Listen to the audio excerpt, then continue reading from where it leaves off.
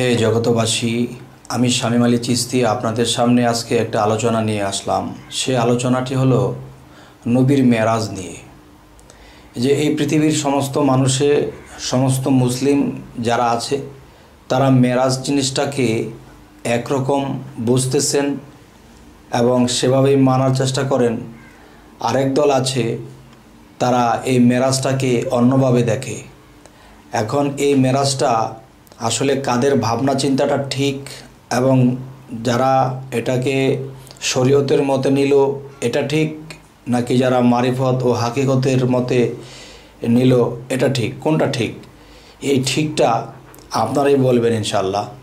তো আমাকে অবশ্যই কমেন্টে জানাবেন যে কোন ভাবনা চিন্তাটা এবং কোনটা ঠিক।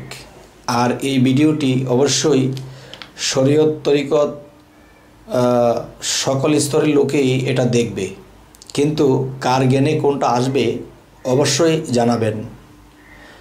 আচ্ছা, এখন কথা হলো, হযরত মুহাম্মদ সাল্লাল্লাহু আলাইহি সাল্লাম যখন হীরা পর্বতের গুহায় 24 থেকে 25 বৎসর বয়স থেকে তিনি হীরা পর্বতের গুহায় প্রবেশ করলেন আল্লাহর হুকুমে, এবং সেখানে তিনি 14 থেকে 14.5 বৎসর তিনি হীরা পর্বতের গুহায় আল্লাহর সাধনায় ছিলেন, ধ্যান সাধনায় ছিলেন, বিভিন্ন সাধনায় ছিলেন। সেখানে নবীজির সিনা পরিষ্কার করলেন এবং কোরআন নাজিল হলো এবং নবুয়াত লাভ করলেন। 40 বছর পূর্ণ হলো। তো এখন আমার কথা হলো, 52 বছর বয়স যখন তার হইল, তখন আল্লাহ তাকে দাওয়াত করলেন, হে দোস্ত, আসুন আপনি মেরাজ করবেন আমার সাথে। সেই সপ্তম আসমান আরশে আজিমে আপনি আসেন, আপনার দাওয়াত রইল। তখন হযরত মুহাম্মদ সাল্লাল্লাহু আলাইহি সাল্লামকে যখন আল্লাহ দাওয়াত করলেন, এবং দেখা যায় তিনি বোরাকের মাধ্যমে গেলেন। কিন্তু এসব কথার জন্য তো আজকে এই কথাগুলো নয়। আজকের মূল কথাটি হলো যে মেরাজ বিষয়টা কি, এবং মেরাজ যখন আল্লাহর সাথে করতে গেলেন, তার মানে আল্লাহর সাথে সাক্ষাৎ করতে গেলেন।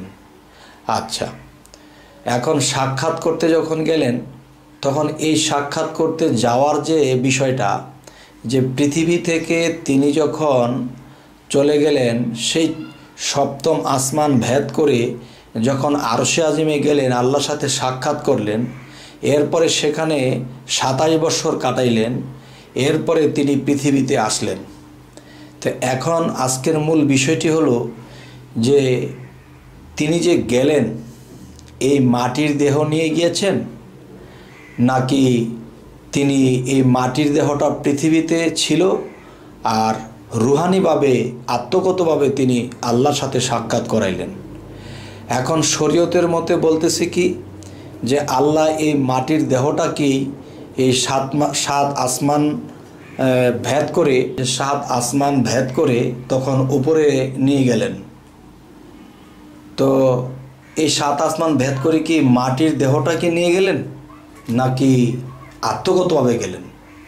তবে তরিকত ও সাধকদের মতে পাওয়া যায় যে মানব দেহের ভিতরে 7 তালা আছে, বা 7টা স্তর আছে, বা 7টা আসমান আছে। এই 7টা আসমান ভেদ করে তখন তিনি চলে গেলেন এই আল্লাহর কাছে, সে আরশে আজিমে। তাহলে আমাদের মধ্যে সাধক জালালউদ্দিন খাঁ, আমার চাচাগুরু বললেন যে তিনি বললেন যে এই দেহ ভেদ করে তিনি এই সপ্তম আসমান ভেদ করে তিনি দেহতত্ত্বভাবে তিনি চলে গেলেন। হে জগতবাসী, যে মানুষ যেরকমটা ভাবে এরকমটা কি সঠিক ভাবছে নাকি সঠিক ভাবছে না, এই কথাগুলো আপনারা শরীয়তের স্তর থেকে বলবেন, এবং মারিফত ও হাকিকত ও তরিকতের স্তর থেকে আমাকে বলবেন যে নবীজি যখন মেরাজ করতে গেলেন, এই মাটির দেহটা নিয়ে কি সপ্তম আসমানে গিয়েছিলেন, নাকি আত্মগতভাবে গিয়েছিলেন? তাহলে আরেকটা বিষয় হলো যে তরিকতের মতে বলা হয়, সাধকদের মতে বলা হয় যে মহাবিশ্ব ব্রহ্মাণ্ডে যা কিছু আছে তা আছে মানব ভাণ্ডে। তাহলে যেমন জমিন থেকে আসমান 7ম তালা, এবং জমিন থেকে পাতাল 7ম তালা, এই 14 তালা। আর এই সমগ্র বিশ্ব এবং বিশ্বের ভিতরে পৃথিবী, এই বিশ্বটাই হলো 14 তালা। তাহলে মানব দেহের ভিতরে যদি আমরা যাই তাহলে আমরা 14 তলা দেখতে পাই। তাহলে আমাদের জমিন স্থানটা আমাদের নাভির নিচ থেকে শুরু করে আমাদের মগজ পর্যন্ত হলো 7টা স্তর। এই 7টা স্তর যখন ভেদ করলেন, তিনি তার সিদরাতুল মুনতাহা, যা মগজের ঠিকানা, সেখানে আল্লাহর স্থান আরশে আজিম, এখানে আল্লাহর সাথে সাক্ষাৎ করলেন। তবে আরেকটি নিদর্শন হলো হাদিস শরীফে যখন দেখানো হয়েছে যে নবীজি মেরাজ করে এসে দেখা যায় এই দরজার যে জিঞ্জিরটা আছে, এই জিঞ্জিরটা এখনও নড়তেছে, অজুর পানিগুলো গড়াইতেছে, আবার এর মধ্যে 27 বছর কেটে গেছে। তাহলে এর বিষয়বস্তু কি? এর বিষয়বস্তু আমরা যা তরিকত করি, আমরা মুর্শিদ ধরেছি এবং সাধনা করেছি, তো দেখা গেছে মহাবিশ্ব ব্রহ্মাণ্ডে যা আছে তা আছে মানব বাণ্ডে থাকে। তাহলে মানব বাণ্ডেও 7টা স্তর বা 7টা আকাশ বা 7টা আসমান আছে। এই 7টা স্তর ভেদ করে তিনি আত্মগতভাবে এই দেহতত্ত্বের মধ্যে ঢুকেই তিনি মেরাজ করেছেন। আল্লাহ এখানে মেরাজ করেছে, এটা সাধকদের মতে। আর শরীয়তের মতে বলতেছে যে এই দেহটাকে উঠিয়ে আল্লাহ নিয়ে গেছেন সেই 7ম আসমানে আরশে আজিমে, সেখানে যাইয়া আল্লাহর সাথে সাক্ষাৎ করার পরে আবার পৃথিবীতে আসলেন। ইতিমধ্যে 27 বছর চলে গেল। কিন্তু নবীর যদি শরীয়তের মতে যাই তো নবীর বয়স ছিল 100 বছর। আর যদি আমরা তরিকতের মতে বিশ্লেষণে আসি তাহলে নবীর বয়স ছিল 63 বছর। কারণ 63 আর 27 তাহলে তার 100 বছর পুরো হয়ে যায়। আর যদি বলি যে না, এটা আত্মগতভাবে হয়েছে, তাহলে তার তিনির বয়স 63 বছরই ছিল।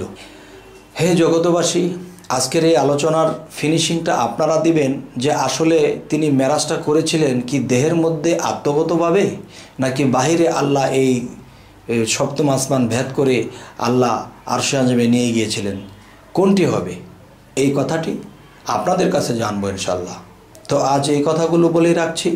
সকলেই ভালো থাকবেন। আল্লাহ হাফিজ।